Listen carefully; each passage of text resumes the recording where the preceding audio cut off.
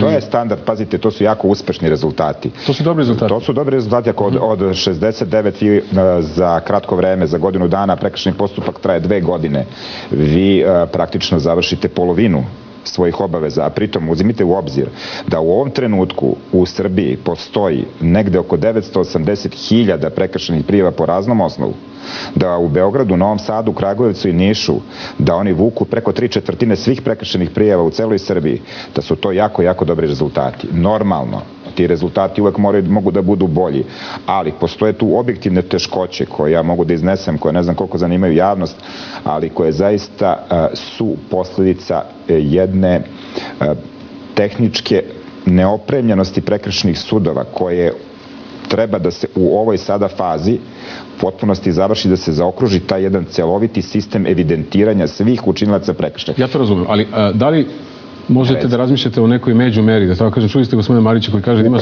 170 inspektora u čitavoj zemlji. Da li su ovo apsurdno smešni rokovi, kratki rokovi? Ja ću vam reći, apsolutno je tu. Šta znači godinu dana u ovoj materiji, gospodin Pašalić? Dok se taj sistem ne uveže, da tako kažem, kolokvijalno, pristupa se nečemu što je zakonski moguće, a to je takozvanim akcijama koji se odigravaju u određenim periodima, odnosno periodično, gde se učinioci prekršaja koji su praktično nedostupni sudu, jer morate uzeti u obzir da veliki broj građana Srbije ne živi na adresama koje im pišu u ličnoj karti, da su nedostupni najčešće. Dobro, ovi su živjeli, za ove se znalo gde su. Za ove konkretno ne znam, jer taj moment mi nije bio u tom trenutku važan, bilo mi je važna procesna situacija u predmetu, da se to radi u hitnim skraćenim postupcima gde to zakonski može, a ako ne da se postupa hitno, kao što smo se upravo... U redu, veliki slučajevi, posebno, nažalost, i nažalost velike tragedije menjaju pristup kompletnom pravosuđu, nekada i filozofiji i tako dalje, i, da kažem, jednoj vrsti filozofije u državnoj i lokalnoj samoupravi. Ja moram da vas pitam, gospodine Mariću, danas sam gledao kompetencije državnih organa u pogledu samo ovog, recimo, polja. Dakle, ako ja dobro razumem, za nadležnost, za rad ovog ugostiteljskog objekta, jednog u Novom Sadu, su nadležni i lokalni organi uprave, i grad Novi Sad, i pokrajina Vojvodina, i Republika Srbija. Koliko inspekcijskih službi postoji raspodeljenih na ove različite teritorijalne jedinice? Koji se zaključak tu zapravo nameće? Da je sistem napravljen tako da je svaka služba pojedinačno autistična i da se informacije ne razmenjuju u dovoljnoj meri. I u tom smislu sve ovo što se u Beogradu dešava ovih dana, a naročito danas, jeste poteklo iz kabineta gradonačelnika kao ideja, a s naše strane prihvaćena, da zapravo ne možete o ovom govoriti kao o republičkoj nadležnosti, ovo je tragedija svih. U toj diskoteci su naša deca, nisu deca samo ljudi iz sektora za vanredne situacije ili bilo čije.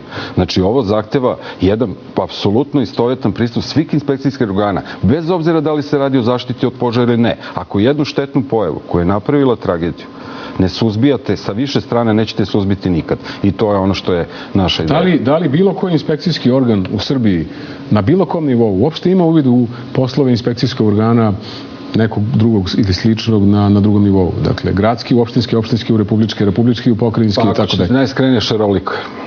Šta to znači? Ili znaju ili ne znaju? Ili ste uvezani ili niste? Negde to uopšte ne funkcioniše, negde malo bolje funkcioniše, negde funkcioniše dobro. Ne mogu vam odgovoriti da je svugde loše i ne mogu vam reći svugde je odlično. Znači, na ovom primjeru ili na ovim primjerima koje imate sada, znači, ako je nešto tako društveno opasno pojava, koje zapravo iziskuje sve kapacitete našeg sektora od tih 177 ljudi o kojima pričam, pa to je dovoljan poziv i ostalima da se uključu u priču. Ali vi, gospodine Mariću, kao neko ko, kažem, kao jedan organ koji ima ipak, imajući u vidu vaš posao, uvid u to kako funkcioniše sistem, trebali da budete u mogućnosti da nam odgovorite na ovu dilemu i na ovo pitanje. Sada mnogi građani kažu da, u redu, ovi ljudi su u pritvoru, odgovorni su, nema sumnje i jasno je već iz činjenica koje su poznate. Ali šta je sa državom? Šta je sa onima koji su dozvolili da ovaj objekat radi, iako nije imao potrebnu dozvolu? Da li je država zakazala? Delom sam odgovorio na vaše pitanje. To je predmet istrage. I verujte da će ova istraga ići u pravcu kojem je zapravo i pitate. Da li je neko zakazao u ovom sistemu? Ako išta dobro može iz ove tragedije da se nauči, da se pošalje kao poruka. To je poruka zapravo da mora da se radi mnogo aktivnije, znači da inspekcije mnogo više moraju da sarađuju i da deluju jedinstveno. Znači, jeste predizborna kampanja, ali nije trenutak za prebacivanje lopte iz jednog u drugo dvorište, jer ovo nema veze s politikom. Ova tragedija ima veze sa sistemom. Nema veze s politikom, zbog toga ste danas tu i vi i gospodin Pašalić, ima veze sa tragedijom u kojoj je stradalo 6 mladih ljudi. To nije partijsko pitanje, to je pitanje svih... I okolnostima pod kojima se tragedija desila, kao najbitnija stvar. Da. Gospodine Pašaliću, mnogi kažu da su prekršajne kazne smešne, da se onima koji su gađani s tim prekršajnim kaznama vrlo često isplati to plate i da rizikuju da opet prođe neki vremenski period, da ne koriguju ono što je predmet kazne i da prosto tako nastave, jer je to pitanje matematike. Se vi slažete se tim? Ne slažem se. Zato što prvo, prekršajni sudovi ne donose zakone, znači ne određuju interval kazni od minimuma do maksimuma. Da biste išli od minimuma do maksimuma, vi zaista morate imati dobre argumente kojom ćete kaznom nekoga kazniti, da tako kažem. Ali kada se dese ovakve strašne stvari, mislim, kao što je ova tragedija koja je na nivou nacionalne tragedije, uglavnom se onda insistira na visokim kaznama. Nije suština visoka kazna. Svakako da treba svako da bude adekvatno kažnjen, nego takozvani sistem koji predstavlja izvesnost kažnjavanja, što znači da niko ne može kalkulisati sa kaznom, da će nekoliko puta proći nekažnjen, a da će očigledno se to događa, valjda se slažete sa time. Dešava se iz ovih razloga koji je gospodin Marić je rekao, a to je što ceo sistem, znači ne samo inspekcije među sobom, nego ceo sistem mora biti zaista, da tako kažem, kolokvijalno uvezan. Znači da u svakom trenutku i podnosioci zahteva, znači inspekcije, policija, saobraćajna policija i sudovi imaju mogućnost da prate kretanje jednog lica koji je učinilac prekršaja jednom ili više puta. To je jedini način da kontrolišete celu stvar. To znači da naši državni organi u ovom trenutku nisu sposobni, nemaju mogućnost ni tehnološku, ni informacijonu. Imaju, ali stvar je u jednoj izgradnji koja je dosta kompleksna, jer vi morate imati jedan ozbiljan pristup segmentarno svakom od tih problema, pa ih onda povezati međusobno. Za sada nalazi se u fazi uvezivanja i po informacijama koje ima, mogu bi slobodno da kažem da negdje u decembru mesecu će u prekršajnim sudovima, govorim samo o prekršajnim sudovima, biti uspostavljen jedan sistem elektronske povezanosti između svih 45 sudova i Višeg prekršajnog suda sa svoja 4 odeljenja. Imate vi informaciju, gospodine Pašalić, u ovom trenutku koliko klubova na teritoriji cele Srbije ima prekršajne prijave u vašim sudovima? Nemam. Ja mogu tu informaciju da dobijem za relativno kratko vreme. Zovete svaki sud, je li? Da vam oni šalju podatke pojedinačno i tako dalje. Dakle, nemate sistemsko rešenje da u svakom trenutku znate da možete da pratite, je li? Nema. Mnogi kažu da se radi o hiljadama. Oni koji će ostati nekažnjeni. Verujte mi, ja ću vam reći, pazite, govorim samo o velikim centrima. U Beogradu imate 345 prekršajnih prijava po zakonu o zaštiti od požara. Rekao sam za Novi Sad 69, 32 u Nišu i nekih 27 u Kragujevcu. S time što se one ne odnose samo na klubove. To se odnosi na situacije koje spadaju u domen prekršaja koje čine fizička lica, kao što je paljenje otpada poljoprivrednog, kao što je paljenje žive ili otvorene vatre 200 metara od šume i niz još prekršaja koje se gone po zakonu o zaštiti požara. Gospodine Mariću, nakon, tako je valjda, to je prateća konsekvenca, ali nakon ovakve tragedije ljudi pokazuju jednu vrstu povećane osjetljivosti kad je u pitanju bezbednost. Imali smo dosta, ako kažem, više desetina mailova ovih dana i pitanje za vas koji su u vezi sa jednim od poslednjih javnih događaja. To je bio koncert francuske grupe Nouvelle Vogue u hali Beko na Dorćolu.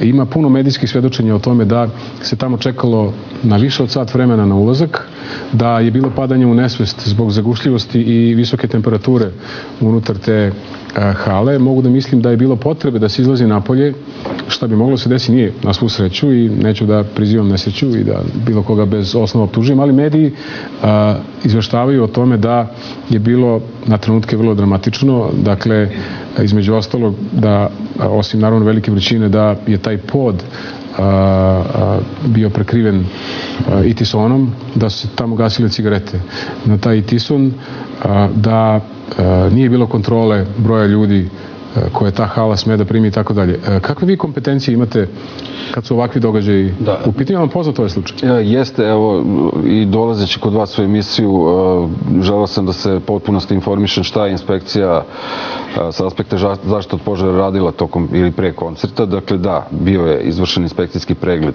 Utvrđeno je, dakle, nalagane su neke mere koje se tiču evakuacije, koje se tiču same bine, elektroinstalacije. Ono što valja razlučiti, znači nije posao inspektora preventivne zaštite od požara da mere broj posetilaca.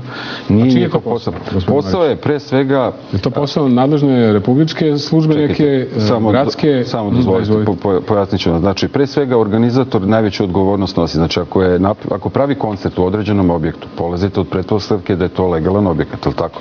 Da ima dozvolu za rad i da u toj dozvoli kaže koji mu je kapacitet za koncert. Znači, dokumenti i dozvola za rad definišu broj ljudi koji... Potpuno je identična priča kao za sve ove tužne priče koje pričam ovih dana i za sve ove mere zabrane. To znači da li postoji upotrebna dozvola, da li postoji dozvola sa aspekta zaštite od požara na projekte, da li postoji tehnički prijem. I ono što je nadležnost naših inspektora kada su javne priredbe, dakle, moraju se pre koncerta pojaviti, moraju se naložiti mere. U svo uvažavanje ovih podataka koje ste izneli, koje ću naravno proveriti oko zapaljivosti podova, oko itisona. Tako pišu mediji. Ali sve se to da proveriti. Da, imamo dosta mailova posetilaca, više od 200 prema onome što su mediji objavili, 200 njih uopšte nije ušlo. Nisu uspeli da uđu na koncert, iako su imali kupljene karte. To je stvar organizatora, ali kažem, proverit ćemo i ove navode. Ako se radi o zapaljivim podovima, to je definitivno delokrug naše inspekcije. Imamo samo 2 minuta, gospodine Pašaliću.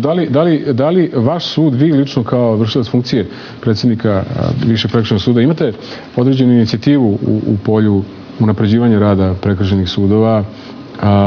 Pretpostavljam da to jeste ideja, je li da se to polje unapređuje u kontekstu ovoga o čemu smo pričali, osim ovog informacionog dela koji ste dosta jasno... Apsolutno. Pazite, novi zakon o prekršajima koji se primenjuje tek par godina doneo je mnoge probleme koji su proistekli iz toga što neka rešenja nisu baš najbolja. I napravljena je radna grupa koja će ga značajnije promeniti, ja čak mislim da to više se ne može ni nazvati izmenama i dopunama, već nov zakon o prekršajima koji će u mnogome uticati da sudovi budu efikasniji. Pod jedan, to je onaj problem koji se javlja u svim sudovima, računajući i redovne sudove, da tako uslovno nazovem, a to je obezbeđenje prisustva okrivljenog. Zatim rokovi koji su zaista, ja mogu da kažem, za jedan tako sada već kompleksan postupak nedovoljno dugi da bi se svaki od tih mogao postupaka sprovesti valjano. Gospodin Mariću, na kraju samo još jedno pitanje za vas. Kad očekujete rezultate ove opsežne istrage o kojoj ste govorili, istrage i uloge državnih organa u ovom slučaju, a ne samo vlasnika diskoteke?